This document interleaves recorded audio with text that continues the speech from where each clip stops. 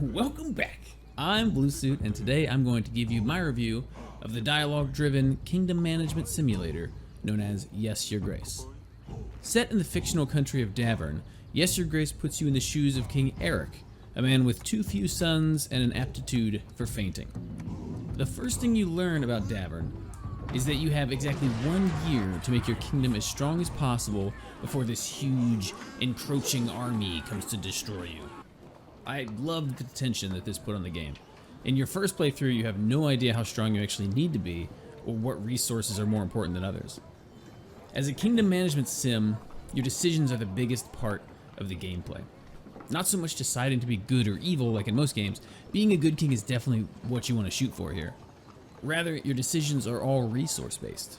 Can we spare 14 gold so our peasants can have a party?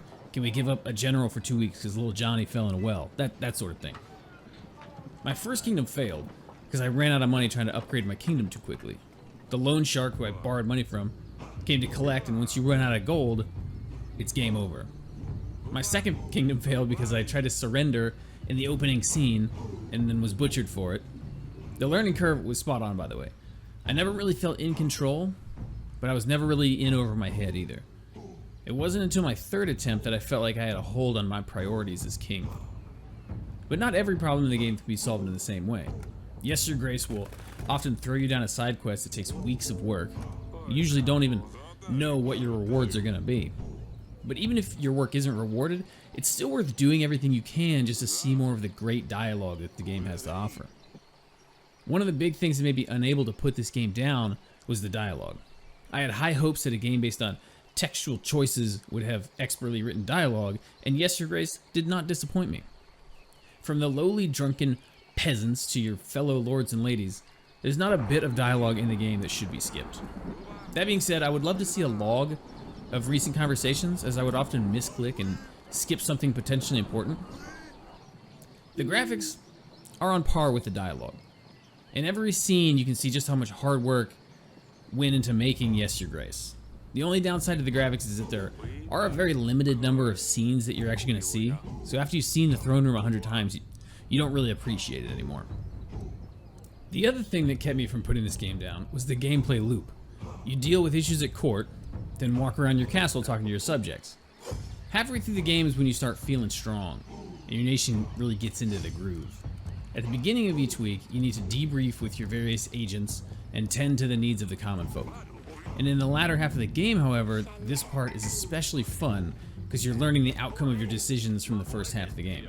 Once I got this far in, I really couldn't wait to get into my second playthrough to see how different decisions would have taken effect. But the second playthrough is really my only gripe with Yes, Your Grace.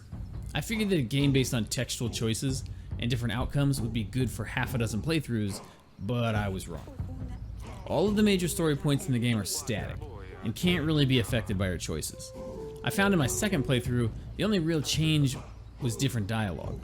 But, as I've said, the dialogue is great in this game, and it was still fun to go through it a second time just to see what interesting or funny tidbits that I missed. Additionally, the tension of not knowing what's going to happen doesn't really exist beyond the first playthrough, which was a major factor in my enjoyment.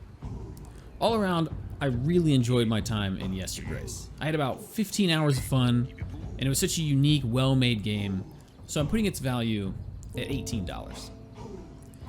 Yes, Your Grace is definitely a wonderful game, but it's clearly not for everyone. If you think you'd be interested in a well-written, story-driven, slow-burn, king-at-court simulator, this game will be worth the full price, 20 bucks. But if you're new to the genre, or you don't have the patience to sit on your throne and listen to peasants complain about being peasants, I'd wait for this one to come on sale. I hope that you enjoyed this review of Yes, Your Grace. Don't forget to like, subscribe, and let me know in the comments what you thought about it. Until next time, peace!